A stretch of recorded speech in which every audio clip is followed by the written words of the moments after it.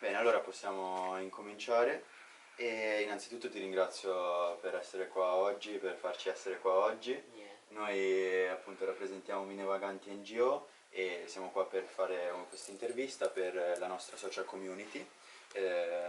Questo video appunto sarà pubblicato sulla nostra piattaforma del progetto AgriSmart, partenariato europeo. E inizio con la prima domanda chiedendoti un po' di te e di come è nata la tua passione per l'agricoltura, in questo caso per la floricoltura. Allora, guarda, in realtà io sto portando avanti l'azienda che è nata con mia madre, perché l'azienda esiste già da 30 anni ormai e loro, come si dice, hanno iniziato facendo altri settori, diciamo, di prova e poi hanno voluto iniziare a fare le coltivazioni in vaso. E diciamo che 30 anni fa il mondo era completamente diverso proprio per quanto riguarda anche l'agricoltura stessa, l'agricoltura e soprattutto il florovivaismo era proprio un mondo diverso, diciamo anche economicamente si stava un po' meglio, quindi si investiva anche un po' di più nel giardino o nelle fioriere, cioè andavi in giro anche nei paesi. Era un approccio diverso, ecco. Sì, era un approccio diverso, adesso un po' si sta tornando al green Ok. perché si è passati dall'eccesso, nel senso di tanto green, quasi niente, quindi palazzi, cemento a più non posso, e adesso sta cercando di tornare al green sia per l'ambiente sia per le persone, perché comunque per staccare dal cemento quotidiano, Esatto, diciamo, esatto. e anche per utilizzarlo come forma, diciamo, di relax ultimamente.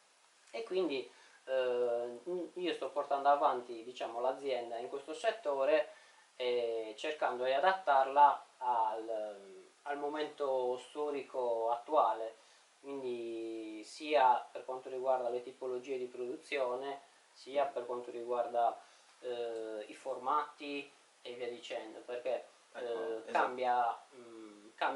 cioè, è cambiato tanto.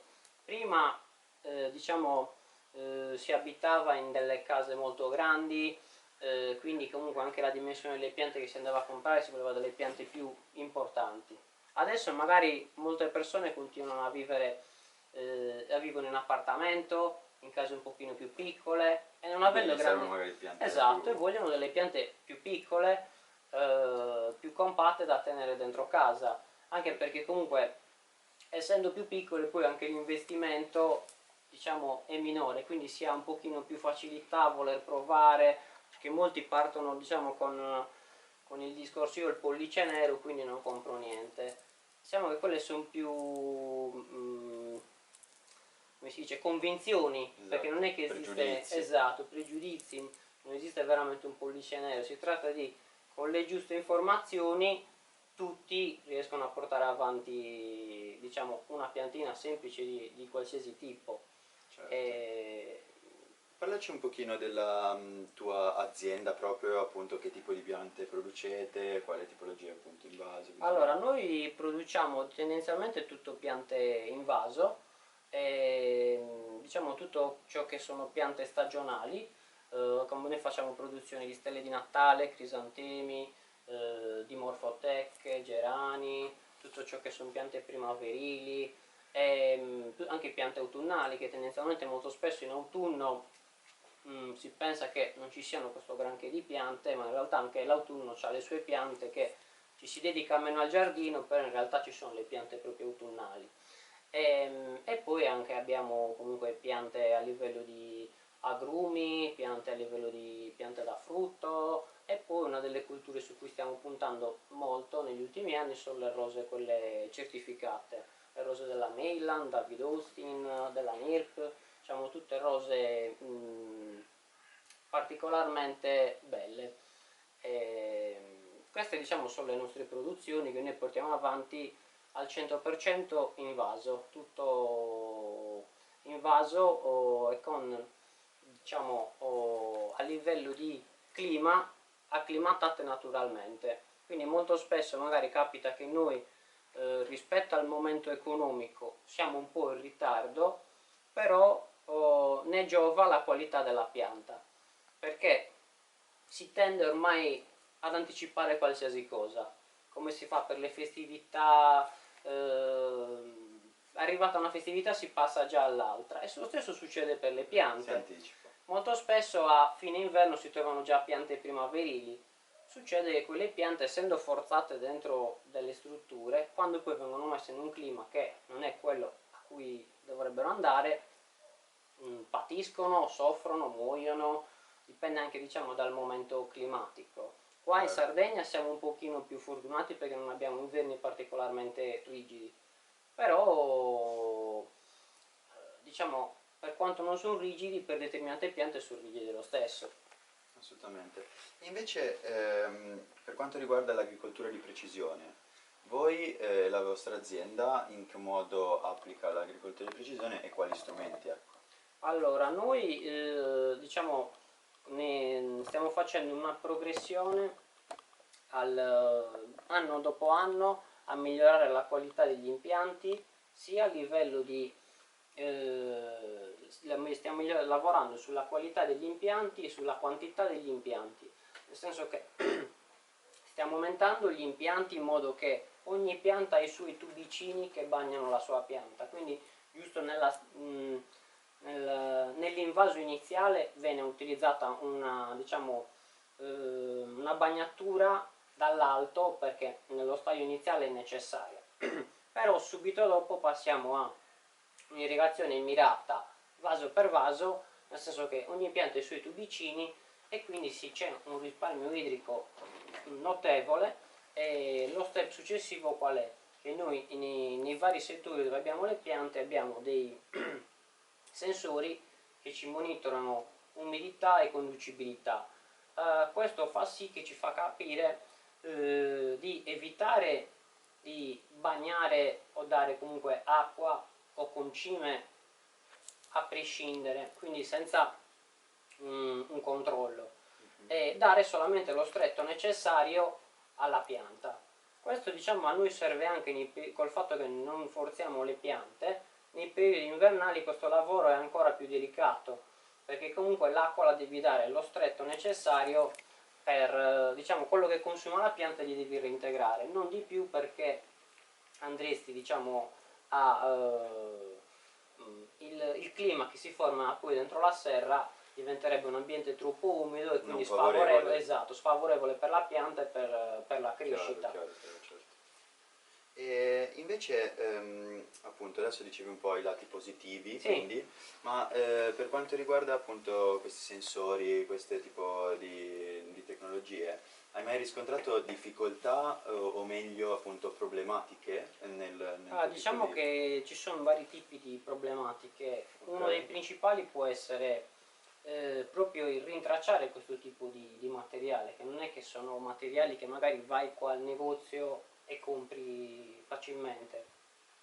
Ci sono determinate aziende che fanno alcuni sistemi che però sono un po' limitati a quell'azienda stessa, quindi in realtà tu dovresti lavorare con quell'azienda e non potresti magari integrare altri sensori, altre cose, sono un po' limitanti.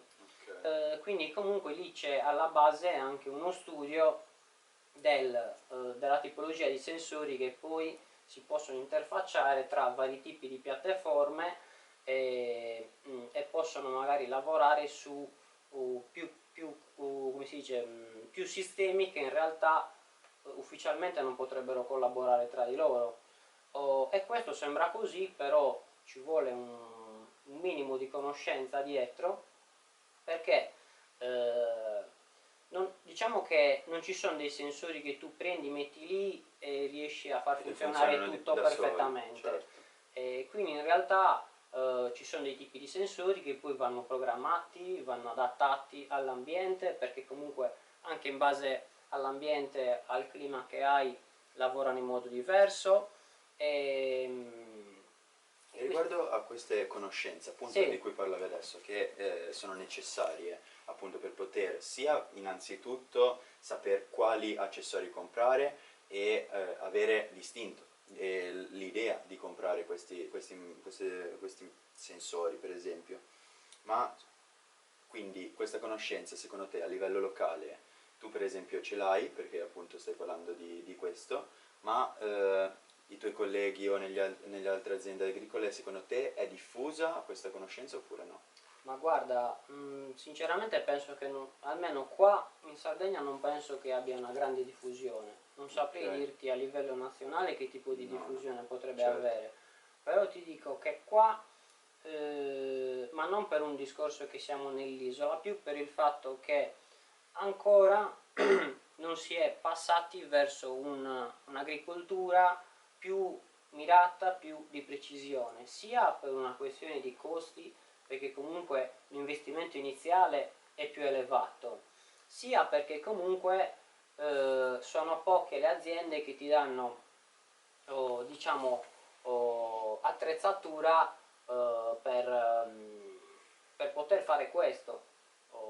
certo. Anche noi abbiamo parlato da poco con degli agenti di attrezzature che ci hanno fornito, Mhm. e in realtà per renderle compatibili con l'industria 4.0, per l'idea, costava 2 volte il costo del materiale della sbarra irrigatrice.